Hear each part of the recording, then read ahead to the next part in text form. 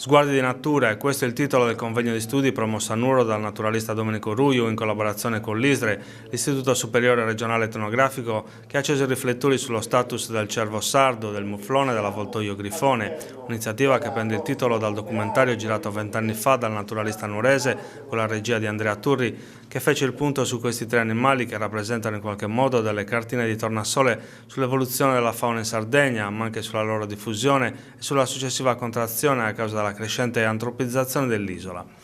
Al convegno, coordinato da Domenico Ruiu, sono intervenuti studiosi e accademici che si sono occupati di cervi, mufloni e grifoni, curandone la reintroduzione oppure ne hanno studiato le caratteristiche genetiche e comportamentali. I lavori che l'Ordine dei giornalisti della Sardegna ha inserito nel percorso di formazione professionale continua sono stati aperti dalla proiezione del documentario Sguardi di natura, che attraverso le immagini e il racconto di Domenico Ruiu e della sua evoluzione da cacciatore a fotografo naturalista ha immerso i partecipanti al convegno nelle problematiche relative alla vita e sopravvivenza di questi animali selvatici, ma anche fatto capire la difficoltà non solo pratica ma anche emozionale che c'è dietro una foto che ritrae un avvoltoio o un muflone nel suo habitat. Un simposio che ha analizzato questi tre animali anche dal punto di vista linguistico e toponomastico.